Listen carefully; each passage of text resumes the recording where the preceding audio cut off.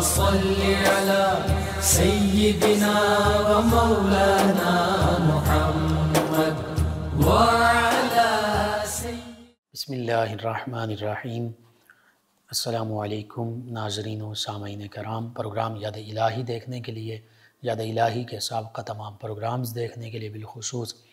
وظائف دیکھنے، سننے، جاننے اور پڑھنے کے لیے آپ ہمارے یوٹیوب چینل یاد الہی یعنی YAADESPECILAHI یوٹیوب چینل یاد الہی کو سبسکرائب بھی کیجئے، لائک بھی کیجئے، کمنٹس بھی کیجئے، تاکہ یاد الہی کے مختلف پروگرامز اور وظائف سے آپ مکمل رہنمائی حاصل کر سکیں۔ جی ناظرین و سامعین، پروگرام یاد الہی میں روزانہ عظیم ہستیوں کے تذکارے پاک کیے جاتے ہیں، اور اس کے ساتھ ساتھ کچھ ایسے موضوعات پر گفتگو ہوتی ہے جن سے آپ کو رہنمائی حاصل ہوتی ہے۔ آج بیت المقدس کی عظمت و فضیلت، اس کی تاریخی حیثیت، اہمیت، اور آج فلسطین اور بیت المقدس میں مسلمانوں کے حالات، اس پر گفتگو ہوگی۔ اس سے پہلے کتاب الشفا سے آج کا خاص وظیفہ رنج و غم سے نجات کا وظیفہ۔ بعض اوقات ہمارے ویورز اور لسنرز اس حوالے سے پوچھتے بھی ہیں، اور ایسے معاملات پیش آتے ہیں، کوئی ایسا صدمہ یا تکلیف پہنچی ہوتی ہے جس وجہ سے رنج اور غم اور دکھ بہت زیادہ ہوتا ہے، تو اس حوالے سے رنج و غم سے نجات کا وظیفہ، خاص وظیفہ سماعت کیجئے۔ جو شخص صبح سورج نکلنے کے بعد، طلوع آفتاب کے بعد، سورج نکلنے کے فوری بعد، جو شخص صبح سورج نکلنے کے فوری بعد 100 مرتبہ اللہ تعالیٰ کا اسم مبارک یا وارثو یا وارثو یا وارثو اس کا ورد کرے تو اللہ تعالیٰ اسے ہر غم، ہر الم سے، ہر رنج سے نجات عطا فرما دیتا ہے۔ دوبارہ سماعت کر لیجئے۔ دکھ، درد، تکلیف و رنج و غم، آلام سے نجات کا خاص وظیفہ اللہ تعالیٰ کا اسم مبارک یا وارث ہو، اور حقیقت یہ ہے کہ اللہ ہی ہر ایک کا وارث ہے، اور جو اللہ ہی کو اپنا وارث حقیقی معنوں میں سمجھ لے اور بنا لے، پھر اسے دنیا کے غم، پریشانیاں، معاملات اس کے لیے پھر وہ کوئی معنی نہیں رکھتے، وہ اللہ تعالیٰ پر بھروسہ کرنے والا بن جاتا ہے۔ تو جو شخص صبح سورج نکلنے کے، طلوع آفتاب کے فوراً بعد 100 مرتبہ اللہ تعالیٰ کے اسم مبارک یا وارثو اس کا ورد کرے تو اللہ تعالیٰ اسے ہر غم و الم سے نجات عطا فرما دیتا ہے انشاءاللہ۔ اور سیدنا ثابت رضی اللہ عنہ صحابی رسول، یہ اپنی دعا میں یا وارثو یا وارثو یہ کہہ کر دعا مانگا کرتے تھے، یعنی دعا میں اللہ تعالیٰ کو جب یاد کرتے اور اللہ کی بارگاہ میں التجا کرتے، مخاطب کرتے، تو یا وارثو کہہ کر مخاطب کرتے۔ تو بالکل دعا میں بھی یا وارثو پڑھ سکتے ہیں، وظیفے میں بھی پڑھیں، اس کے علاوہ بھی، اس وقت کے علاوہ بھی کثرت سے آپ پڑھیں، انشاءاللہ اللہ تعالیٰ ہی ہمارا مالک و مولا ہے، ہمارا حقیقی وارث ہے، اور اللہ تعالیٰ کو جو اپنا وارث بنا لیتا ہے پھر اسے کسی اور کی ضرورت ہی نہیں رہتی۔ تو آپ ضرور اپنے معمول کا حصہ بنائیے، اس کو اپنے اوراد و وظائف میں شامل کیجئے، اپنے اعزہ، اقربا، رشتہ دار، دوست، احباب، پڑوسی، محلہ دار، امت مسلمہ تک پہنچائیے۔ میرے آپ کے ہمارے بتانے سے ہمارے کسی بھی مسلمان بھائی، مسلمان بہن، مسلمان فرد کا فائدہ ہوتا ہے تو انشاءاللہ یہ ہمارے لیے دین و دنیا آخرت میں بھلائی، فائدے، نجات اور شفا کا باعث ہوگا۔ اللہ سبحانہ و تعالی ہمیں آسانیاں عطا فرمائے، ہمیں آسانیاں بانٹنے والا بنائے، اور مشکلات سے ہماری حفاظت فرمائے، آمین۔ جی ناظرین و سامعین، بیت المقدس کی عظمت و فضیلت، مقام و مرتبہ اور تاریخ، اور پھر آج کے حالات، مسلمانوں کے حالات، اس پر کلام کرتے ہیں۔ اللہ رب العزت تمام کائنات کا خالق ہے، مالک ہے، رازق ہے، معبود ہے، مسجود ہے، وہ وحدہ لا شریک ہے، اس کے سوا کوئی عبادت کے لائق نہیں۔ اللہ سبحانہ و تعالی نے جب چاہا، ارادہ فرمایا، اس کائنات کو تخلیق فرمایا، زمین و آسمان کو تخلیق فرمایا، قرآن مجید فرقان حمید میں احادیث مبارکہ میں مکمل تفصیل کے ساتھ تخلیق کائنات کا، تخلیق ارض و سما کا ذکر ملتا ہے۔ اللہ کا ارادہ کن فیکون، یعنی اللہ نے جب ارادہ فرما لیا کائنات کے تخلیق فرمانے کا، تو اللہ کے ارادہ فرمانے کی دیر ہے، فوراً کائنات تخلیق ہو گئی۔ اگرچہ اللہ تعالیٰ کی حکمت کاملہ سے یہ ذکر ملتا ہے کہ زمین و آسمان 6 دنوں میں اللہ تعالیٰ نے تخلیق فرمائے، یہ اللہ تعالیٰ کی حکمت کاملہ۔ اسی طرح اس کائنات ارضی، اس زمین پر اللہ رب العزت نے اپنی عبادت کے لیے جو لوگوں کے لیے کہ وہ اس میں اور اس کی طرف منہ کر کے اللہ کی عبادت کریں، وہ پہلا گھر کعبۃ اللہ بنایا۔ فرشتوں نے، سیدنا آدم علیہ السلام نے، دیگر انبیاء کرام علیہ السلام نے بھی تعمیر و ترقی میں حصہ لیا، بالخصوص سیدنا ابراہیم علیہ السلام۔ پھر ہمارے آقا و مولا صلی اللہ علیہ وآلہ وسلم نے بھی ایک موقع پر حجر اسود اس میں نصب فرمایا، اور کعبۃ اللہ کے انتظام و انصرام قریش کی ذمہ داری نبی رحمت صلی اللہ علیہ وآلہ وسلم کے خانوادے کے لوگ بھی اس میں شامل، اور پھر صحابہ کرام علیہ رضوان، خلفائے راشدین کے عہد مبارکہ میں، اور پھر بالخصوص سیدنا عمر بن عبدالعزیز رضی اللہ عنہ کے عہد مبارکہ میں اس کی تعمیر، دوبارہ ایک نئے سرے سے تعمیر، پھر دیگر جو مسلمان حکمران آتے رہے، تزئین و آرائش اور دیگر معاملات ہوتے رہے، پھر عثمانی خلفاء کے دور میں تعمیر ہوئی، اور پھر اس کے بعد آج کا جو دور چل رہا ہے اس میں پچھلی صدی میں، پچھلی دہائیوں میں کعبۃ اللہ کی بھی تعمیر کی گئی، وسعت ہوئی، مسجد نبوی کی بھی تعمیر کی گئی، مزید وسعت ہوئی۔ تو یہاں جو کعبۃ اللہ ہے یہ سب سے پہلا اللہ کا گھر جو انسانوں کے لیے، لوگوں کے لیے بنایا گیا تاکہ وہ اللہ کو یاد کر سکیں، اللہ کی عبادت کر سکیں۔ قرآن مجید فرقان حمید میں سورہ آل عمران میں بھی اس حوالے سے مکمل ذکر ملتا ہے، اِنَّ أَوَّلَ بَيْتٍ وُضِعَ لِلنَّاسِ لَلَّذِي بِبَكَّةَ مُبَارَكًا وَهُدًى لِلْعَالَمِينَ فِيهِ آيَاتٌ بَيِّنَاتٌ مَقَامُ إِبْرَاهِيمَ وَمَنْ دَخَلَهُ كَانَ آمِنًا وَلِلَّهِ عَلَى النَّاسِ حِجُّ الْبَيْتِ مَنِ اسْتَطَاعَ إِلَيْهِ سَبِيلًا وَمَنْ كَفَرَ فَإِنَّ اللَّهَ غَنِيٌّ عَنِ الْعَالَمِينَ۔ فرمایا کہ بے شک لوگوں کے لیے اللہ کی عبادت کا جو سب سے پہلا گھر بنایا گیا اللہ کی عبادت کرنے کے لیے، وہ مکہ مکرمہ میں ہی ہے، وہ مبارک ہے، برکتوں والا ہے، تمام جہانوں کے لیے ہدایت کا مرکز ہے، اور جو اس میں اللہ تعالیٰ کی طرف سے بڑی بڑی نشانیاں ہیں، واضح نشانیاں ہیں، جس میں مقام ابراہیم علیہ السلام بھی ہے، جو اس کعبۃ اللہ میں مکہ مکرمہ میں حدود حرم میں داخل ہوا، اس کے لیے امن ہی امن ہے۔ اور پھر لوگوں پر اس گھر کا حج کرنا جو صاحب استطاعت ہیں وہ ضروری ہے، لازمی ہے، اور فرمایا کہ جو انکار کرے گا، حج نہیں کرے گا استطاعت کے باوجود، اللہ تعالیٰ تمام جہانوں سے غنی ہے۔ یہ تو کعبۃ اللہ کی شان کا ذکر ہوا یہ ایک موقع پر۔ سیدنا ابراہیم علیہ السلام نے مکۃ المکرمہ کے لیے، اس کعبۃ اللہ کے لیے دعا مانگی، اور پھر اللہ تعالیٰ نے سیدنا ابراہیم علیہ السلام کی دعا کے مطابق اسے حرم بنا دیا۔ مسجد حرام اور حرم مکہ، یہ ہم مکۃ المکرمہ کو حرم مکہ کہتے ہیں، بیت اللہ جو مسجد ہے اس کو مسجد حرام کہتے ہیں، حرمت والی۔ پھر مدینہ طیبہ اور مسجد نبوی اور مدینہ طیبہ، مدینہ النبی، شہر مدینہ طیبہ،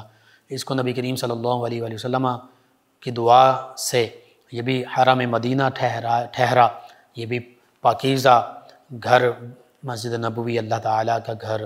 پھر آقا کریم صلی اللہ علیہ وآلہ وسلم کی جائے سکونت، تو یہ بھی حرم مدینہ طیبہ بن گیا۔ ان دو شہروں میں تو خاص طور پر آج بھی مشرکین، کفار، غیر مسلموں کا داخلہ ممنوع ہے۔ پھر تیسرا خاص اللہ تعالیٰ کا وہ گھر ہونے کے ناطے کہ جس کی طرف منہ کر کے نماز پڑھی جائے، اس حوالے سے دوسرا گھر، دوسرا قبلہ بیت المقدس۔ اگرچہ مسلمانوں کا نبی رحمت صلی اللہ علیہ وآلہ وسلم کا پہلا قبلہ اول وہ بیت المقدس ہی ہے، وہ مسجد اقصی، وہ بیت المقدس ہے، لیکن ویسے بننے کے اعتبار سے دوسرا قبلہ جو ہے وہ بیت المقدس ہے جو فلسطین میں موجود ہے۔ اور حرمت کے اعتبار سے جہاں کعبۃ اللہ حرم مکہ پہلا مقام، پہلے وہ حرم بنا سیدنا ابراہیم علیہ السلام کی دعا سے، پھر نبی رحمت صلی اللہ علیہ وآلہ وسلم کی دعا سے مسجد نبوی مدینہ طیبہ، یہ حرم مدینہ بنا، اور ان دونوں کی بھی بڑی عظمت اور رفعت اور شان۔ تیسرے مقام پر، تیسری جگہ پر بیت المقدس مسجد اقصی، اس کی حرمت ہے، اس کی عظمت ہے۔ اور یہ تینوں وہ شہر ہیں، مکۃ المکرمہ، مدینہ طیبہ اور بیت المقدس فلسطین، بالخصوص یہ بیت المقدس جہاں واقع یہ شہر، یہ تین ایسے بابرکت، حرمت والے، عزت والے، عظمت والے، رحمتوں والے شہر ہیں، اور اللہ کی حفاظت میں آنے والے ایسے شہر ہیں کہ قرب قیامت،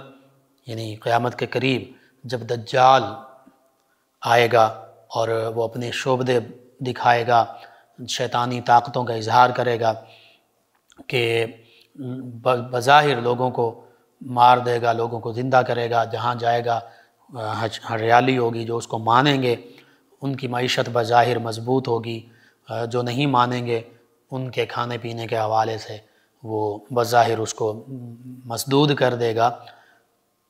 اور جو بندہ مومن ہوگا، جس کے دل میں رتی برابر، ذرہ برابر بھی ایمان ہوگا، وہ دجال کے پیشانی پر لکھا ہوا کاف الف فیر ہے، کافر لکھا ہوا پڑھ لے گا، لیکن جو غیر مسلم ہوں گے، جو منافق ہوں گے، جو مشرک ہوں گے، جو کافر ہوں گے، جن کے دل میں ذرہ برابر ایمان نہیں ہوگا، جو اسلام سے نفرت کرنے والے ہوں گے، اسلام کے مخالفین ہوں گے، وہ دجال کا ساتھ دیں گے، حتیٰ کہ وہ تو یہودی جو ہیں وہ مسیح الدجال اسے کہتے ہیں، وہ اپنا مسیحا سمجھتے ہیں۔ یہ دجال دنیا کے ہر جگہ پر جا سکے گا، جہاں چاہے گا اپنی کارستانیاں، شعبدے بازیاں دکھائے گا، لیکن یہ مکۃ المکرمہ میں داخل نہیں ہو سکے گا دجال، یہ مدینہ طیبہ میں داخل نہیں ہو سکے گا دجال، اور بیت المقدس میں یہ دجال داخل نہیں ہو سکے گا۔ تو اس حوالے سے بھی جب ہم دیکھتے ہیں تو مکۃ المکرمہ اور مدینہ طیبہ کی طرح انہی کے بعد تیسرے نمبر پر بالخصوص بیت المقدس وہ مقام ہے برکتوں والا کہ جہاں پر دجال کا داخلہ بھی ممنوع ہے، جہاں دجال بھی داخل نہیں ہو سکے گا۔ اس کی وجہ یہ ہے، ان پاکیزہ حرمت والی جگہوں پر اللہ تعالیٰ نے اپنے اتنے فرشتے طاقتور مقرر فرما رکھے ہیں کہ دجال کی ہمت ہی نہیں ہوگی کہ وہ ان شہروں میں داخل ہو سکے۔ اللہ تعالیٰ کی قدرت کاملہ سے اللہ تعالیٰ نے فرشتوں کو جو طاقتیں عطا فرمائیں اور فرشتوں کی جو ذمہ داریاں اور ڈیوٹیاں لگائیں، وہ فرشتے ان شہروں میں حتیٰ کہ بیت المقدس میں بھی دجال کو داخل نہیں ہونے دیں گے۔ تو یہ بیت المقدس کی تاریخی پس منظر یہ ہے، بیت المقدس کا تاریخی پس منظر سیدنا داؤد اور بالخصوص سیدنا سلیمان علیہ السلام نے اسے تعمیر فرمایا، اور سیدنا سلیمان علیہ السلام کی ظاہری حکومت بھی جنات پر بھی تھی، ہواؤں پر، پانیوں پر، مخلوقات پر، پرندوں کی بولیاں بھی سمجھتے۔ تو جنات نے سیدنا اسماعیل علیہ السلام کے ساتھ مل کر یہ مسجد اقصی، یہ بیت المقدس یہ تعمیر کیا۔ تو سیدنا سلیمان علیہ السلام اور بالخصوص حتیٰ کہ سیدنا ابراہیم علیہ السلام، اور پھر سیدنا ابراہیم علیہ السلام کے بعد خاص طور پہ سیدنا اسماعیل علیہ السلام، سیدنا اسحاق علیہ السلام، سیدنا یعقوب علیہ السلام، سیدنا یوسف علیہ السلام، اور پھر 40,000 تک کم و بیش انبیاء و مرسلین علیہم الصلاۃ و تسلیم کا ذکر ملتا ہے کہ جنہیں حتیٰ کہ نبی کریم صلی اللہ علیہ وآلہ وسلم تک سیدنا اسماعیل، سیدنا اسحاق علیہ السلام سے لے کر بنی اسرائیل کے 40,000 کم و بیش انبیاء و مرسلین علیہم الصلاۃ و تسلیم، اور پھر آقا کریم صلی اللہ علیہ وآلہ وسلم تک یہ تمام انبیاء و مرسلین علیہم الصلاۃ و تسلیم کا قبلہ کعبہ اور عبادت کا رخ جس طرف کر کے وہ بیت المقدس تھا۔ اتنی شان ہے بیت المقدس کی، اللہ تعالیٰ نے یہ عظمت، رفعت اور شان عطا فرمائی کہ انبیاء و مرسلین علیہم الصلاۃ و تسلیم اور ان کی امتوں کا قبلہ رہا یہ بیت المقدس، اور ہمارا مسلمانوں کا بھی قبلہ اول ہے، ہمارے لیے بڑی اہمیت کا حامل ہے۔ نبی رحمت صلی اللہ علیہ وآلہ وسلم مکۃ المکرمہ میں 13 سال بیت المقدس کی طرف رخ کر کے نماز پڑھتے، عبادت کرتے۔ اسی طرح پھر مدینہ طیبہ میں بھی جب ہجرت کر کے آقا کریم صلی اللہ علیہ وآلہ وسلم تشریف لائے تو پہلے 16 یا 17 ماہ تقریباً کہہ سکتے ہیں 1.5 سال، سوا سال، 1.5 سال نبی کریم صلی اللہ علیہ وآلہ وسلم اور تمام صحابہ کرام علیہم رضوان قبلہ اول بیت المقدس ہی کی طرف رخ کر کے نماز پڑھتے۔ اور پھر جب نبی کریم صلی اللہ علیہ وآلہ وسلم مکہ المکرمہ میں کعبۃ اللہ میں بیت المقدس کی طرف رخ کر کے نماز پڑھتے تھے تو یوں پڑھتے آقا کریم صلی اللہ علیہ وآلہ وسلم اس جگہ پر کھڑے ہوتے، قیام فرما ہوتے جس جگہ سے سامنے کعبۃ اللہ بھی ہوتا اور بیت المقدس بھی ہوتا، یعنی ایسی سمت میں کھڑے ہوتے کہ کعبۃ اللہ بھی سامنے آ جاتا اور بیت المقدس بھی سامنے ہو جاتا۔ دلی خواہش یہ تھی کہ کعبۃ اللہ قبلہ بن جائے، وہ خواہش بھی بظاہر پوری ہو رہی تھی، کعبۃ اللہ بھی سامنے، اور بیت المقدس کی طرف جو اللہ تعالیٰ کا حکم تھا، اور کئی اور حکمتیں بھی تھیں اس میں۔ سیدنا ابراہیم علیہ السلام، سیدنا اسماعیل علیہ السلام، ان سے محبت کا بھی ایک اس میں اظہار ہو رہا ہے کہ ان کا قبلہ بھی رہا، اور کعبۃ اللہ بھی انہوں نے تعمیر کیا سیدنا ابراہیم و اسماعیل علیہ السلام نے، اور بالخصوص اس مکہ المکرمہ کے لیے دعائیں بھی مانگی، تو وہ دعاؤں کی قبولیت کا اظہار اور وہ تمنا بھی دل میں تھی کہ کعبۃ اللہ ہی قبلہ بن جائے۔ اللہ تعالیٰ نے پھر کعبۃ اللہ کو بھی قبلہ بنا دیا، اور وہ مدینہ طیبہ میں 16-17 ماہ ہجرت کے بعد جس مسجد میں آقا کریم صلی اللہ علیہ وآلہ وسلم نماز ادا فرما رہے تھے تو اللہ کا حکم نازل ہو گیا، اور اس حکم کے مطابق نبی کریم صلی اللہ علیہ وآلہ وسلم نے بیت المقدس سے رخ جو ہے کعبۃ اللہ کی طرف پھیر لیا، مکمل یوں سمجھ لیجئے کہ اس جانب اگر دائیں جانب رخ تھا تو بالکل اس طرف دوسری جانب رخ کر لیا، مخالف سمت میں رخ ہو گیا۔ اور وہ مسجد آج بھی موجود مسجد قبلتین کہلاتی ہے، 2 قبلوں والی مسجد۔ تو یہ قبلہ اول ہونے کا شرف جو ہے وہ بیت المقدس کو حاصل رہا۔ پھر مسجد اقصیٰ کی اور بھی فضیلتیں ہیں، ایک ان فضیلتوں میں سے ایک فضیلت یہ بھی ہے کہ مسجد اقصیٰ میں اس کے ارد گرد اللہ نے رحمتیں برکتیں رکھی ہیں، اور اس حوالے سے احادیث مبارکہ میں بھی پھر مفسرین محدثین نے تفصیل سے لکھا بتایا کہ برکتیں کس وجہ سے ہیں۔ برکتیں اس وجہ سے ہیں، سیدنا داؤد، سیدنا سلیمان علیہ السلام نے بالخصوص اس کو تعمیر کیا، اللہ کے ایک عظیم نبی نے، اور پھر بنی اسرائیل کے اکثر انبیاء کرام علیہ السلام نبی کریم صلی اللہ علیہ وآلہ وسلم اس کی طرف رخ کر کے نماز پڑھتے رہے۔ پھر بالخصوص کئی درجنوں سینکڑوں انبیاء کرام علیہ السلام کی قبور مبارکہ یہاں بیت المقدس میں ہیں، مسجد اقصیٰ کے قریب ہیں، دائیں بائیں ہیں، اندر ہیں۔ تو یہ انبیاء کرام علیہ السلام کی قبور مبارکہ، ان کی مزارات مبارکہ کی وجہ سے اللہ تعالیٰ نے مسجد اقصیٰ کے ارد گرد بھی برکتیں ہی برکتیں رکھ دی۔ مسجد اقصیٰ فلسطین یہ برکتوں والا ہو گیا۔ اور پھر نبی کریم صلی اللہ علیہ وآلہ وسلم کے جد امجد سیدنا ابراہیم علیہ السلام، آپ کا مزار مبارکہ، قبر مبارکہ بھی مقام الخلیل یہ فلسطین میں ہی ہے۔ مسجد اقصیٰ کی جو حرم کی حدود ہیں، برکت والی حدود ہیں، اسی حدود کے اندر ہے۔ پھر نبی کریم صلی اللہ علیہ وآلہ وسلم نے جو سفر معراج فرمایا وہ بھی بیت المقدس میں تشریف آوری ہوئی، یہیں پر آقا کریم صلی اللہ علیہ وآلہ وصحبہ وبارک وسلم نے نماز کی امامت فرمائی۔ تمام انبیاء و مرسلین علیہم الصلاۃ و تسلیم نے پیچھے کھڑے ہو کر اقتداء کی نماز پڑھی۔ اور پھر مسجد اقصیٰ کی فضیلتیں، اس کے ارد گرد جو فضیلتیں ہیں، جو انبیاء کرام علیہ السلام کے مزارات مبارکہ ہیں، اس حوالے سے قرآن مجید فرقان حمید میں سفر معراج ہی کے ضمن میں ذکر موجود ہے۔ اللہ سبحانہ وتعالی ارشاد فرماتا ہے، سبحان الذی اسری بعبدہ لیلا من المسجد الحرام الی المسجد الاقصی الذی بارکنا حولہ لنریہ من آیاتنا انہ هو السمیع البصیر۔ اللہ فرماتا ہے پاک ہے وہ ذات اللہ رب العزت کی جس نے اپنے مقرب بندے کو، اپنے خاص بندے کو رات کے تھوڑے سے حصے میں سیر کرائی مسجد حرام سے مسجد اقصیٰ تک۔ اب آگے فرمایا الذی بارکنا حولہ، یہ مسجد حرام اور پھر مسجد اقصی، فرمایا یہ وہ برکتوں والی جگہیں ہیں کہ ان کے ارد گرد اللہ فرما رہا ہم نے برکتیں ہی برکتیں رکھی۔ الذی بارکنا، یہ وہ جگہ ہے مسجد حرام، مسجد اقصی، الذی بارکنا حولہ، جس کے ماحول میں ارد گرد ہر جگہ پر ہم نے برکتیں رکھی ہیں۔ اور پھر سفر معراج کا ذکر فرمایا لنوریہ من آیاتنا، یہ سفر معراج مسجد حرام سے مسجد اقصی اور پھر بیت المعمور اور پھر لامکان کی بلندیوں تک، فرمایا یہ اس لیے سفر تھا اور یہ برکت جگہیں دیکھنی اور یہ معراج کا سفر اور یہ سیر اس لیے ہوئی لنوریہ من آیاتنا، تاکہ ہم اپنے مقرب بندے، اپنے عبد خاص محمد مصطفیٰ صلی اللہ علیہ وآلہ وسلم کو اپنی نشانیاں دکھائیں۔ اب وہ نشانیاں مسجد حرام میں بھی ہیں،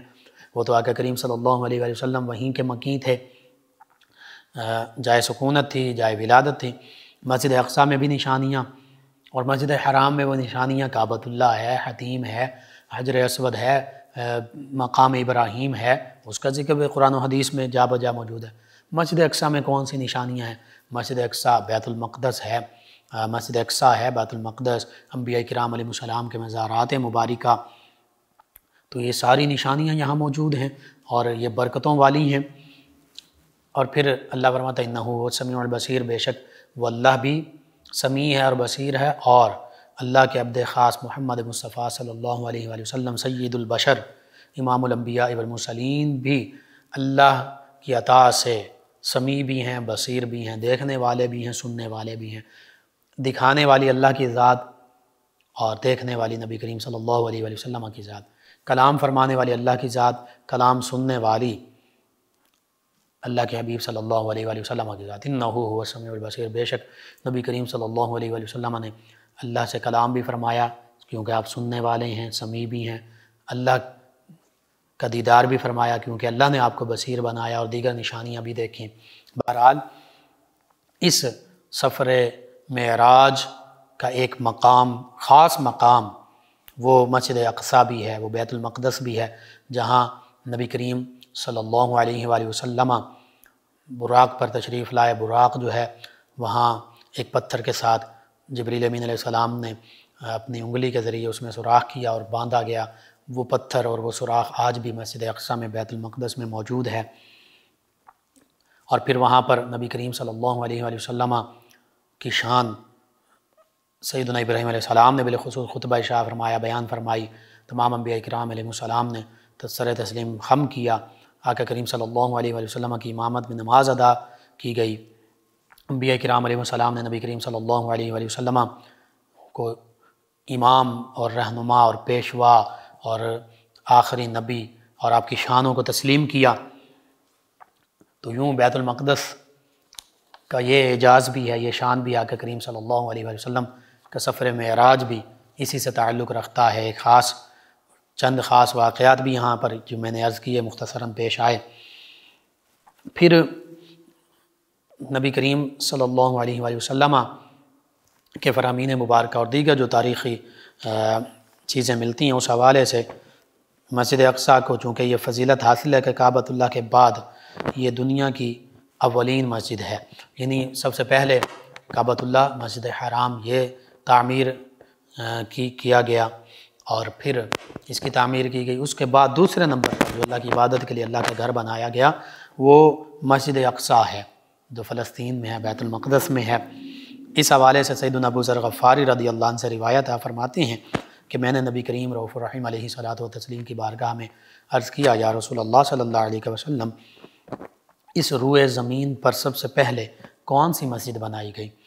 تو فرماتے ہیں کہ آقا کریم صلی اللہ علیہ وآلہ وسلم نے ارشاد فرمایا کہ سب سے پہلے اس روئے زمین پر مسجد حرام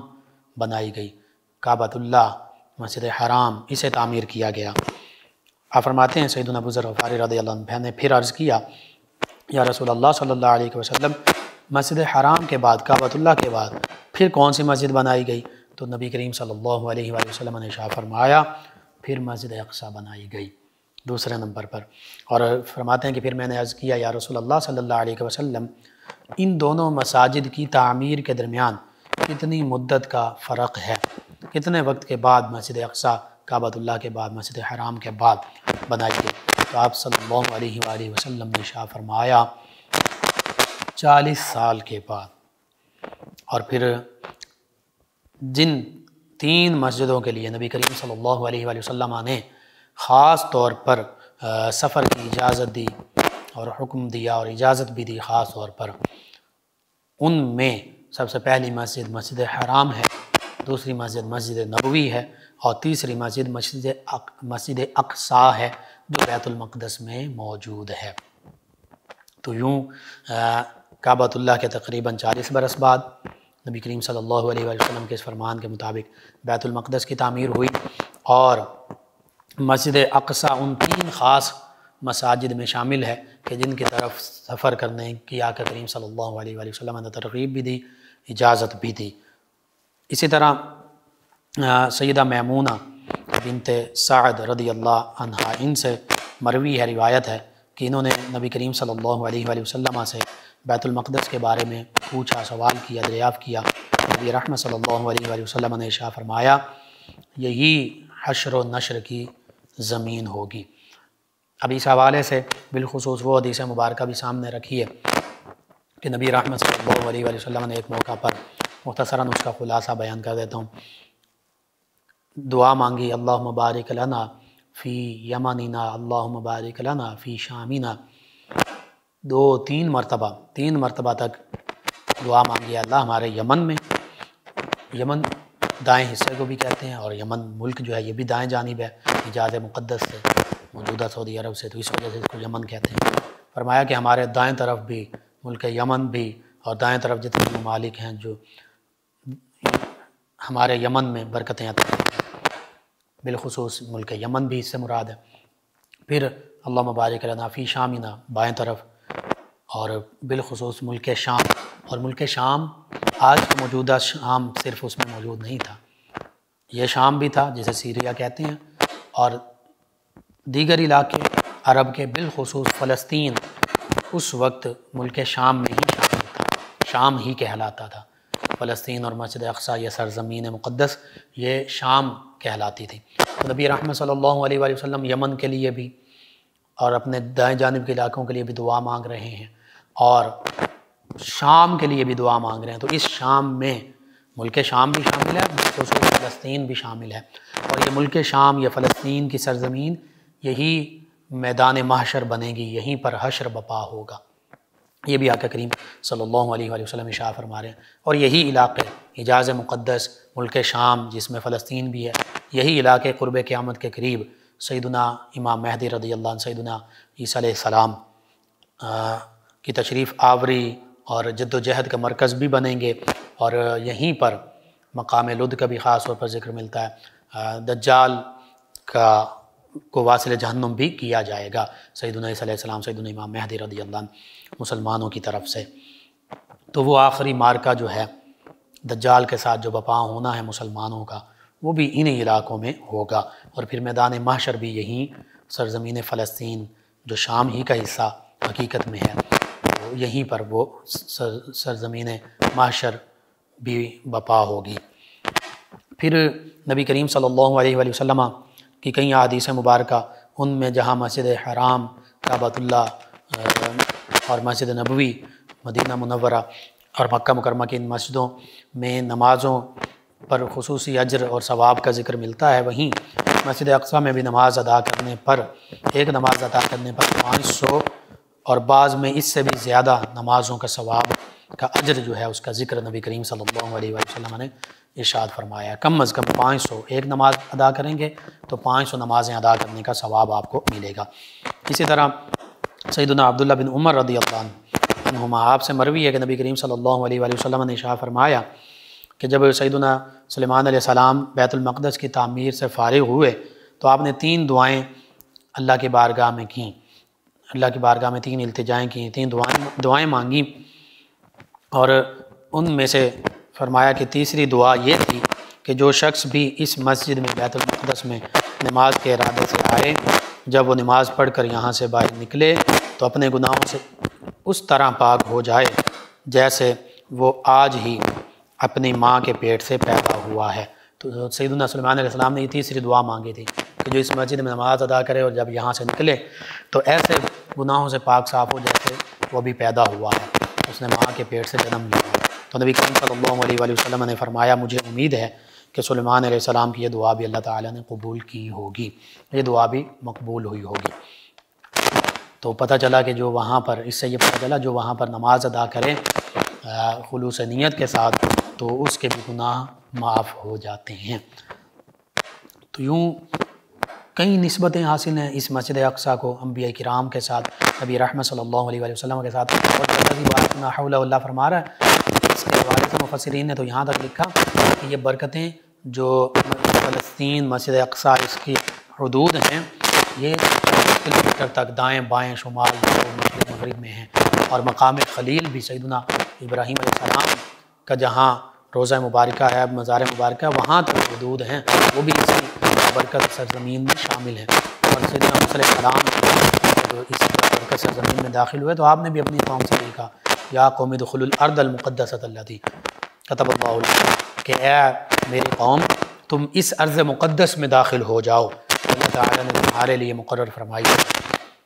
تو یہ سرزمین فلسطین، بیت المقدس، مسجد اقصیٰ، یہ ارض مقدسہ ہے، یہ بھی مقدس سرزمین ہے، انبیاء کرام علیہ السلام سے نسبت ہے اس سرزمین کو، اور اللہ کے گھر بیت المقدس مسجد اقصیٰ سے اس سرزمین کو نسبت ہے۔ تو یہ اتنی خوبصورت نسبتیں ہیں، انہی نسبتوں کی وجہ سے یہ عظمت، رفعت اور شان والی ہے، مسلمانوں کا قبلہ اول ہے۔ پھر نبی کریم صلی اللہ علیہ وآلہ وسلم نے شہر بیت المقدس میں مقیم ہونے کی بھی فضیلت بیان فرمائی۔ آقا کریم صلی اللہ علیہ وآلہ وسلم نے ارشاد فرمایا کہ جو شخص بیت المقدس سے اتنا قریب رہتا ہو کہ وہاں سے اسے مسجد نظر آتی ہو، مسجد اقصیٰ،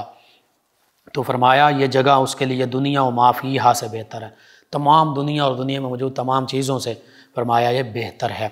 اور قرآن مجید فرقان حمید میں جیسا کہ سورہ بنی اسرائیل، سورہ اسراء بھی جیسے کہتے ہیں، پہلی آیت مبارکہ سفر معراج، اس کے ضمن میں بھی مسجد اقصیٰ، فلسطین، بیت المقدس کی برکتوں کا ذکر اللہ نے فرمایا۔ اسی طرح سیدنا موسیٰ علیہ السلام کی زبان اقدس سے جو میں نے آیت مبارکہ آپ کی زبان اقدس سے جو نکلا، اللہ نے قرآن بنا دیا، وہ آیت مبارکہ بھی تلاوت کی، ارض مقدسہ۔ اسی طرح سورۃ الاعراف کی آیت مبارکہ 137، سورہ انبیاء کی آیت مبارکہ 71، سورہ سبا کی آیت مبارکہ 18 میں بھی تفصیل کے ساتھ اس ارض مقدسہ بیت المقدس، فلسطین اور پھر مسجد اقصیٰ ان کا ذکر موجود ہے۔ اب یہ برکت ظاہری بھی ہے، مادی بھی ہے، اور یہ برکت روحانی بھی ہے۔ ظاہری برکت تو یہ ہے والتین والزیتون، یہ جو اللہ تعالیٰ قسمیں اٹھا رہا ہے تین کی، انجیر کی اور زیتون کی، تو یہ بھی ارض مقدسہ فلسطین میں یہ بابرکت درخت موجود ہیں کہ، اور یہ بابرکت ہیں، نبیوں سے بھی ان کی نسبت ہے، اس ارض مقدسہ سے ان درختوں کی نسبت ہے۔ اور پھر حقیقت میں طب نبوی کے حوالے سے بھی دیکھا جائے تو زیتون اور انجیر میں بڑے بیماریوں سے بھی شفا ہے، بڑی برکتیں ہیں۔ تو یہ ظاہری اور مادی برکتیں بھی ہیں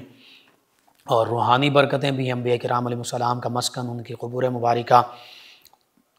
سینکڑوں ہزاروں انبیاء کرام علیہ السلام اس خطہ مقدسہ میں آرام فرما ہیں، تو یہ برکتیں بھی ہیں۔ اور پھر خوشگوار موسم ہے فلسطین کا، بیت المقدس کا،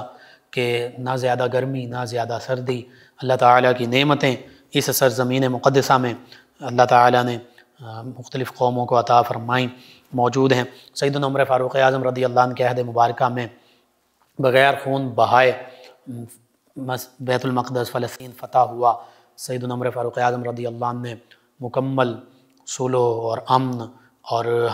اور رواداری جو اسلام کی تعلیمات کے مطابق تھی اس کا مظاہرہ فرمایا۔ یہود و نصارہ موجود رہے، آباد رہے، ان کو ان کے حقوق حاصل تھے، اپنے عقیدے کے مطابق، مذہب کے مطابق وہ اپنی زندگیاں گزارتے تھے۔ پھر ایک وقت آیا کہ دوبارہ صلیبی جنگوں اور اس طرح کے معاملات کے پیش نظر عیسائیوں کا قبضہ ہوا بیت المقدس پر، مسجد اقصیٰ پر، فلسطین پر۔ تو سلطان صلاح الدین ایوبی علیہ رحمہ کے دور میں، مبارک دور میں، اللہ تعالیٰ نے انہیں فتح و نصرت عطا فرمائی۔ فلسطین، مسجد اقصیٰ، بیت المقدس دوبارہ مسلمانوں کی ریاست اور سلطنت کا حصہ بنا۔ اس موقع پر بھی سلطان صلاح الدین ایوبی علیہ رحمہ نے اگرچہ انہوں نے عیسائیوں نے بہت مسلمانوں کو نقصان پہنچایا، وہ ایک لمبی تفصیل ہے، لیکن آپ نے انہیں کہا کہ تم یہاں سے جانا چاہتے ہو تم یہاں سے جاؤ، جو کچھ ساتھ لے جانا چاہتے ہو لے جاؤ۔ انہوں نے اپنا ساز و سامان، سونا چاندی جو لے جا سکتے تھے وہ ساتھ لے گئے۔ پھر 1948 اور بالخصوص 1967 میں دوبارہ یہودیوں نے قبضہ کیا فلسطین پر، فلسطین کے بہت بڑے علاقے پر، وہ اسرائیل بن گیا، اسرائیل کہلایا۔ آج مسلمانوں کے پاس تھوڑا سا علاقہ موجود ہے، غالباً وہ 2/4 بھی نہیں بنتا، 3/4 تک۔ وہ جو پورا فلسطین جو ارض مقدسہ مسلمانوں ہی کی تھی، آہستہ آہستہ یہود نے قبضہ کرتے کرتے آگے بڑھتے بڑھتے مسلمانوں کے زوال کو اپنی قابضانہ سرگرمیوں کا انہوں نے کا ایک باعث جانا۔ مسلمان جہاد سے دور ہوئے، مسلمان اسلام کی تعلیمات سے دور ہوئے، مسلمان اتفاق اور اتحاد سے دور ہوئے، تو بس آہستہ آہستہ آج فلسطین کے تقریباً 70% سے کم و بیش زیادہ رقبے پر اسرائیل جو ہے وہ قابض ہو چکا ہے۔ آج فلسطین کے مسلمان وہاں مغلوب ہیں، وہاں کشمیر کے مسلمان مظلوم ہیں۔ جب اسرائیل چاہتا ہے ان پر بمباری کر دیتا ہے، ان پر میزائل اٹیک کر دیتا ہے، رہائشی عمارتیں، بڑی بڑی بلڈنگ جو رہائشی ہیں ان پر بمباری اور میزائل گراتا ہے، عورتیں، مرد، بچے، خواتین، بوڑھے سبھی شہید ہوتے ہیں، جسموں کے چیتھڑے اڑ جاتے ہیں۔ اور بالخصوص پورا سال یہ معاملہ چلتا رہتا ہے، بالخصوص رمضان المبارک، چھوٹی بڑی عید اور دیگر اسلامی خاص تاریخوں پر بھی، اور اپریل میں بھی، 1 اپریل پہ بھی اکثر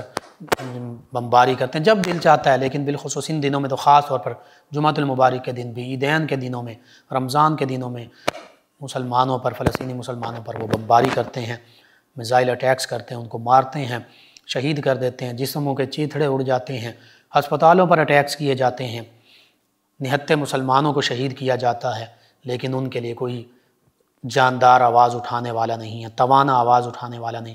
اور بس زیادہ سے زیادہ چند ایک بیانات آ جاتے ہیں مسلمان ممالک چند ایک کی طرف سے اور اقوام متحدہ اور فلاں فلاں کی طرف سے، OIC کی طرف سے، لیکن عملی طور پر کوئی کسی قسم کی کوئی اقدام نہیں کیا جاتا، بلکہ غالباً قائد اعظم علیہ الرحمہ نے فرمایا تھا کہ یہ یہود اور یہ اسرائیل، یہ فلسطین کے دل میں، مسلمانوں کے اس دل میں چھرا گھونپا گیا، خنجر گھونپا گیا ہے۔ یہی ہے مسلمانوں کے دلوں میں قبلہ اول، وہاں پر یہ یہود جس کی پش پناہی اقوام عالم کر رہی ہیں، غیر مسلم کر رہے ہیں، یہود و ہنود یا استعماری طاقتیں، سامراجی طاقتیں، وہ مسلمانوں کے دلوں میں ایسا خنجر گھونپا گیا کہ وہ خنجر آگے سے آگے ہی بڑھ رہا ہے، وہ پیچھے نکلنے کا نام ہی نہیں لے رہا۔ ہماری مسلمانوں کی اپنی کمزوریاں، کوتاہیاں، بزدلیاں، سستیاں، مداحنت پسندی، وہن کی بیماری، یہ آج پوری دنیا میں مسلمانوں کو ذلت کا شکار کر رہی ہے۔ کہیں کشمیر میں مسلمان ظلم کا شکار ہیں اور فلسطین میں شکار ہیں، وہ کم سن نہتے بچے، جسموں کے چیتھڑے ان کے اڑا دیے جاتے ہیں، شہید کر دیا جاتا ہے۔ کیا یہ ہیومن رائٹس کی وائلیشن نہیں ہے؟ کیا یہ جنگی قوانین میں نہیں آتا کہ شہری آبادی پر حملہ نہیں کیا جائے گا، ہسپتالوں پر حملہ نہیں کیا جائے گا؟ جنگ ہوتی ہے دو بدو، جو سامنے فوج ہو، فوج کی فوج کے ساتھ جنگ ہوتی ہے۔ یوں نہتے شہریوں پر میزائل نہیں گرائے جاتے، یوں نہتی آبادیوں پر میزائل نہیں گرائے جاتے، یوں بچوں، خواتین اور اسلحے کے بغیر لوگوں پر حملہ نہیں کیا جاتا۔ لڑنے کے بھی اصول ہوتے ہیں۔ لڑائی ان سے ہوتی ہے جو آپ کے سامنے لڑائی کے لیے ہتھیار کے ساتھ، اسلحہ کے ساتھ سامنے کھڑے ہیں، موجود ہیں۔ بہرحال اس پر کوئی ہیومن رائٹس کمیشن، کوئی ہیومن رائٹس کے ادارے، کوئی اقوام متحدہ، یونائٹڈ نیشن آرگنائزیشن کوئی بھی عملی اقدام اٹھانے کے لیے تیار نہیں، نہ ہی کشمیر کے حوالے سے، نہ ہی فلسطین کے حوالے سے، کیونکہ یہ مسلمانوں کا معاملہ ہے اور مسلمان ابھی خواب غفلت کی نیند سو رہے ہیں، ابھی بجھی عشق کی آگ اندھیر ہے، مسلمان ہی راکھ کا ڈھیر ہے، یہ راکھ کا ڈھیر بن چکے ہیں۔ اللہ کے حبیب صلی اللہ علیہ وآلہ وسلم کی محبت کی جو ایمان کی حرارت اور آگ تھی وہ بجھ چکی ہے، تو اب یہ راکھ ہیں، راکھ کو جو جہاں چاہے جو ہوا جدھر کی چلے وہ اڑا کے لے جاتی ہے، راکھ کی کوئی قدر و قیمت نہیں ہوتی۔ بس آج ضرورت اس امر کی ہے کہ ہم اپنے ان مسلمان فلسطینی بھائیوں کے لیے آواز اٹھائیں۔ آج ہم آواز اٹھانے کے ساتھ ساتھ جن کی ذمہ داری ہے مملکت اسلامیہ کے حکمران اور افواج کی، تو وہ اپنی ذمہ داری کو پورا کرتے ہوئے چاہے پہلے ڈائیلاگ کے ذریعے بات کریں، اگر ڈائیلاگ مذاکرات کب سے ہو رہے ہیں وہ نہیں اپنے منطقی انجام کو پہنچتے، تو پھر آذربائیجان کی طرح کاراباخ کا علاقہ 22-23 سال تک آرمینیا کے قبضے میں تھا، انہوں نے قبضہ کر لیا تھا، تو مذاکرات ہوتے رہے 22-23 سال، گفتگو سے مسئلہ حل نہیں ہوا، تو آذربائیجان نے پھر جنگ کی اور اپنا علاقہ کاراباخ کا واپس لے لیا۔ تو بس پھر آخری حل جنگ ہی ہے، جب قابض لوگ جو ہیں، قابض یہود، وہ اس چیز کو تسلیم نہیں کرتے، تو پھر جنگ کے ذریعے، جہاد کے ذریعے مسلمانوں کا علاقہ واپس دلوانا ضروری ہے، مسلمانوں کا دفاع، ان کا تحفظ، ان کے جان و مال، عزت آبرو کا تحفظ ضروری ہے۔ تو یہ کشمیر کے لیے بھی ضروری ہے، یہ فلسطین کے لیے بھی ضروری ہے۔ اللہ سبحانہ وتعالیٰ سے دعا ہے اللہ تعالیٰ ہمارے حکمرانوں اور ارباب اختیار تمام امت مسلمہ اور امت مسلمہ کے حکمرانوں اور افواج اس ممالک اسلامیہ کو یہ توفیق عطا فرمائے کہ وہ جہاد کے ذریعے ان علاقوں کو واپس مسلمانوں کی عملداری میں لا سکیں۔ آمین۔ اللہم صلی علی سیدنا و مولانا محمد وعلی آپ سماعت فرما رہے ہیں پروگرام یاد الہی۔ ناظرین و سامعین، اس دوران ہمیں جوائن کیا ہے کلیم صاحب ہیں، کلیم عوان فیصل آباد سے، اور انہوں نے کہا کہ جہاں نماز پڑھتے ہیں مسجد میں، وہاں امام صاحب کھڑے ہو کر نماز جنازہ پڑھا سکتے ہیں، اور وہاں روم میں اگر ایک اور نظر کھڑی ہو لیکن امام کو نظر نہ آ رہی ہو تو نماز جنازہ ہو سکتا ہے۔ جس حوالے سے جمہور علماء یہی کہتے ہیں کہ مسجد میں نماز جنازہ نہیں ہوتا، جنازہ گاہ جو ہے وہاں نماز جنازہ پڑھی جائے۔ ہاں، اگر مسجد کا ایسا حصہ ہو جو مسجد کا میں حصہ نہیں ہے، وہاں پر نماز جنازہ پڑھائی جا سکتی ہے، لیکن بہتر پھر بھی یہی ہے کہ نماز جنازہ جو ہے جنازہ جہاں میں یا علیحدہ سے کسی میدان میں وہاں پر پڑھائی جائے۔ مسجد جو ہے اس میں نماز جنازہ کی ادائیگی درست نہیں ہے۔ ان کے علاوہ ہمیں جوائن کیا لسنر ہیں، اور انہوں نے کہا السلام علیکم بھائی، آپ کیسے ہیں؟ جی وعلیکم السلام ورحمۃ اللہ۔ یہ کہتی ہیں کہ میں بہت پریشان ہوں، گھر میں بہت غریبی ہے اور کام بھی نہیں ملتا، مل جائے تو پیسے کا کچھ پتہ نہیں چلتا، اور اچھا یہ صاحب ہیں، کہتے ہیں کہ پیسے کا کچھ نہیں پتہ چلتا، اور بیوی جو ہیں ان کی وہ بھی ڈرتی ہیں، ان کے لیے بھی وظیفہ بتا دیں۔ جی میں عرض کرتا ہوں، آپ جو بھی کام ملے، محنت مزدوری، کوئی بھی کام حقیر نہیں ہوتا، محنت میں کسی قسم کی کوئی حقارت نہیں ہے، شرمندگی نہیں ہے۔ الکاسب حبیب اللہ، اللہ کے حبیب صلی اللہ علیہ وآلہ وسلم نے فرما دیا کہ اپنے ہاتھ سے محنت سے کام کرنے والا اللہ کا دوست ہے، اور حبیب اللہ نبی کریم صلی اللہ علیہ وآلہ وسلم کا بھی لقب ہے۔ آپ کی شان تو وراء الورا، لیکن نبی کریم صلی اللہ علیہ وآلہ وسلم اس لقب سے بندہ مومن کو نواز رہے ہیں، یہ بڑی بات ہے۔ تو کوئی بھی کام ملے لازمی کیجئے، محنت مزدوری کیجئے، اور جو پیسے ملیں ان کو طریقے کے ساتھ استعمال کیجئے، بس جو بنیادی ضرورتیں ان کے مطابق استعمال کیجئے، کچھ بچت کی کوشش کریں، یا کم از کم جو ضروری معاملات ہیں انہی پر استعمال کیجئے۔ دوسرا آپ کے لیے وظیفہ یہ ہے، آپ ایک تو نماز کی پابندی کریں، باوضو رہا کریں، اور استغفار اور درود پاک، یہ دو چیزیں، تلاوت کلام پاک بھی، یہ عام معمول میں رکھیں، لیکن اس کے ساتھ ساتھ یا رزاقو یا رزاقو اس کو کثرت سے پڑھا کریں، انشاءاللہ اللہ تعالیٰ بہتری فرمائے گا۔ آپ کی وائف جو ہیں ڈرتی ہیں، ان کے لیے یہ ہے کہ صبح اور شام بالخصوص 3 مرتبہ سورہ فاتحہ، آیت الکرسی اور 4 قل،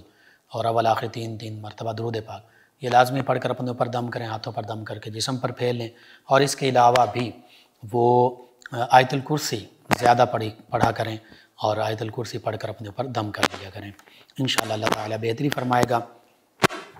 رانا اظہر عباس صاحب ہیں چنیوٹ سے، کہتے ہیں بھائی السلام علیکم۔ جی وعلیکم السلام۔ کہتے ہیں کہ بھائی آپ کا پروگرام بہت اچھا ہے، اور کہتے ہیں میرا چھوٹا بھائی ہے، اپنی منمانی کرتا ہے، کوئی وظیفہ بتا دیں۔ جی پیار محبت سے سمجھائیے، حکمت اور دانائی کے ساتھ، اور اس کے ساتھ ساتھ یا متکبرو 11 مرتبہ پڑھ کر اس پہ دم کر دیں، پانی پر دم کر کے پانی پلاتے رہیں۔ جب سویا ہوا ہو تو آسمان کی جانب منہ کر کے آپ 21 مرتبہ یا شہیدو پڑھ کے دم کر دیں۔ سورہ یاسین پڑھ کر اس کو پانی پر دم کر کے پانی پلائیں۔ یہ عمل کرتے رہیں، اللہ سے دعا مانگتے رہیں، انشاءاللہ اللہ تعالیٰ بہتری فرما دے گا۔ قرۃ العین عائشہ صاحبہ ہیں، انہوں نے سلام کہا۔ جی وعلیکم السلام، اور کہا بھائی لقمان آپ کا کیا حال ہے؟ جی الحمدللہ۔ باقی انہوں نے کہا کہ پروگرام کا وقت کوئی سیکنڈ ٹائم رکھیں ریپیٹ کا، کہ جی کالج میں کی وجہ سے ہم سن نہیں پاتے، رات کو بھی 1 بجے ریپیٹ ہوتا ہے تو نہیں سن سکتے۔ چلیں جی اس پہ کوشش کرتے ہیں، کوئی اگر آسانی کے ساتھ کوئی ایسا ٹائم بن سکتا ہے سیکنڈ ٹائم کا تو ضرور ریپیٹ کریں گے، ورنہ پھر معذرت ہے، ٹائم مینجمنٹ کے مطابق اگر ہو گیا تو بالکل۔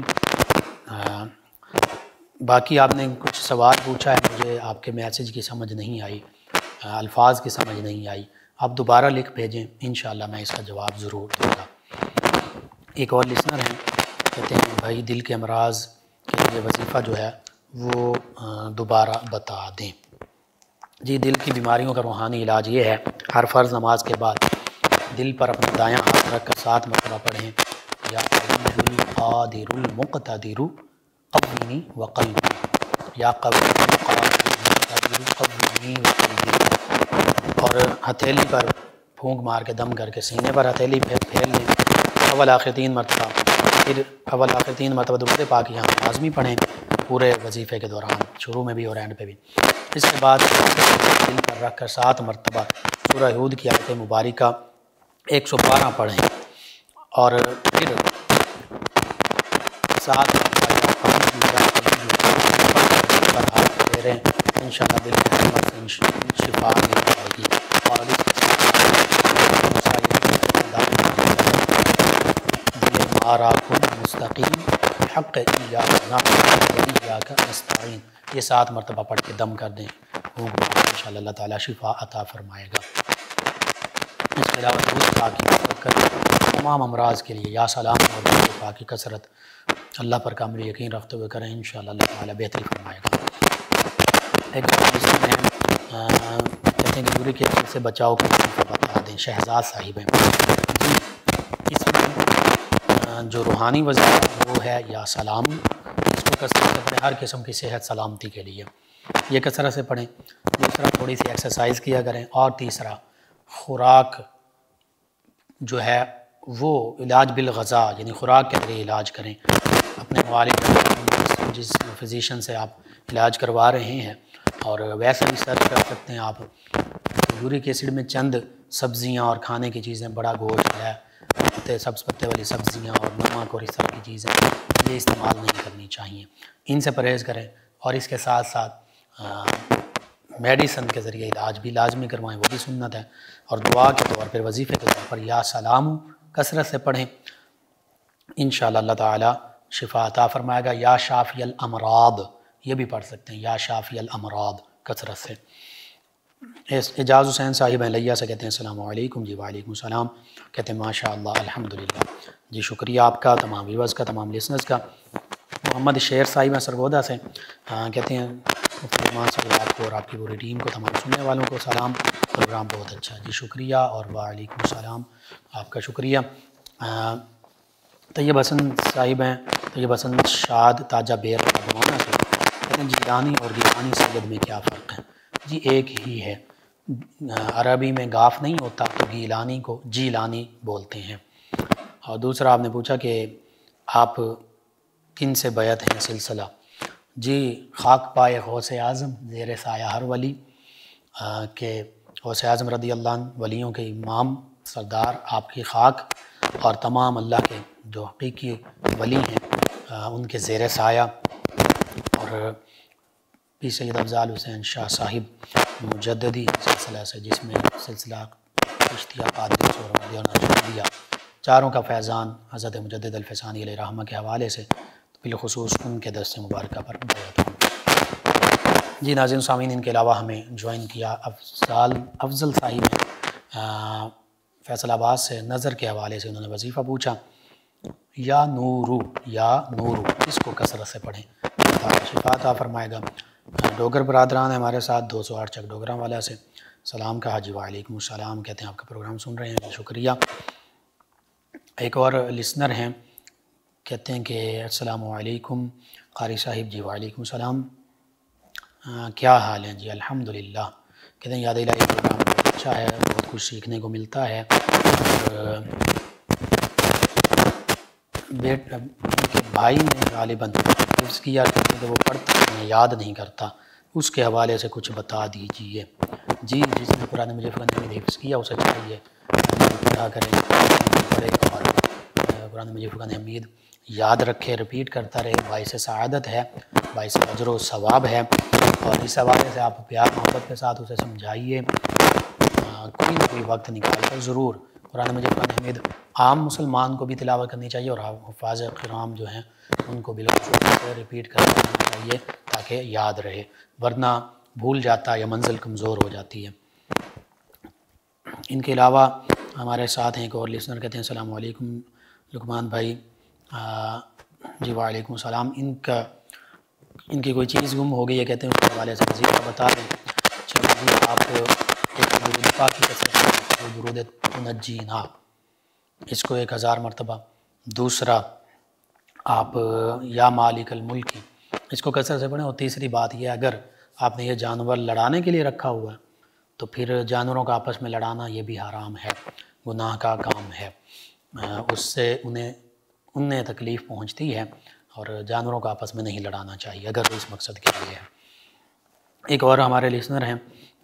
اصغر علی صاحب، کہتے ہیں بھائی میرا سوال یہ ہے کہ اگر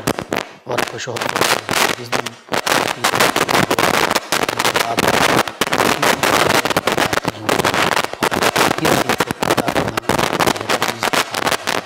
عرض کرتا ہوں، عدت وہ شوہر کے گھر میں بھی پوری کر سکتی ہے اور والدین کے گھر میں بھی پوری کر سکتی ہے۔ اس میں پھر آگے تفصیل میں کئی چیزیں ہیں، بعض اوقات کوئی ایسا اگر معاملہ ہے جو شوہر طلاق دے دیا، وہ شوہر نہیں رہا، اس طرح سے کوئی خطرہ جانی یا اور کسی حوالے سے، تو پھر ان کے گھر جا کے کر سکتی ہے مکمل۔ دوسرا آپ نے کہا پردہ ہر حالت میں، چاہے عدت میں چاہے عدت کے بغیر، غیر محرم نامحرم ہے ان کا پردہ ہوتا ہے، یعنی باپ بھائی بیٹے ان کے علاوہ، اور یہ محرم رشتے ہیں ان کے علاوہ سبھی سے پردہ ہوتا ہے۔ اب ان سے پردہ وہ بھی یعنی اس طرح عام طور پہ